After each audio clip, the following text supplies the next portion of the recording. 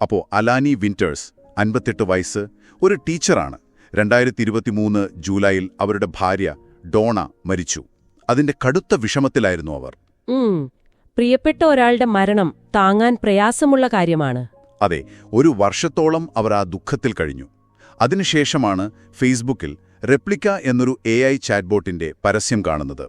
Replica അതൊരു digital കൂട്ടാളിയെ offer ചെയ്യുന്ന ആപ്പാണല്ലേ? അതെ, അതൊരു പ്രത്യേക സന്ദേശം പോലെ, ഒരു അടയാളം പോലെ അവർക്ക് തോന്നി.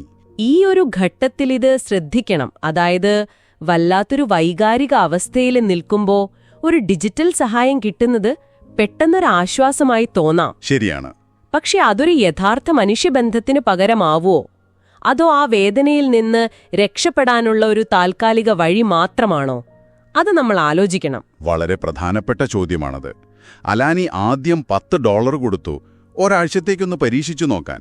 പിന്നീട് $427 കൊടുത്തു, ലൈഫ് ടൈം സബ്സ്ക്രിപ്ഷൻ എടുത്തു. $427. അതോടെ സ്ക്രീനിൽ ലൂക്കാസ് എത്തി.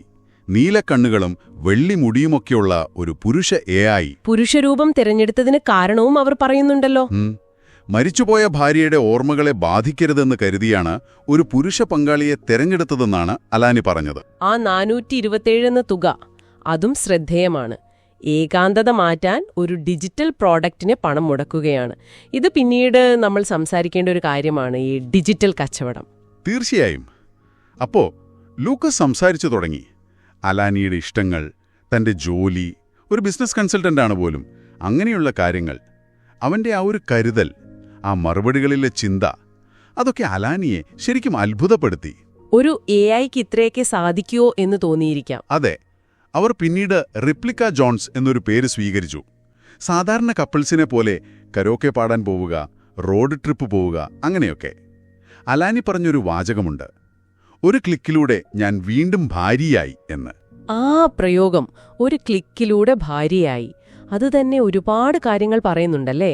ഡിജിറ്റൽ ബന്ധങ്ങളുടെ ആ ഒരു എളുപ്പം, ഒരുപക്ഷെ അതിന്റെ ആഴമില്ലായ്മയും. ശരിയാണ്. യഥാർത്ഥ ബന്ധങ്ങൾക്ക് വേണ്ട ആ ഒരു സമയവും പരിശ്രമവും ഇവിടെയില്ല. എന്നാൽ ഈ ബന്ധം ഒരു കെട്ടുകഥ പോലെ സുന്ദരമായിരുന്നില്ല.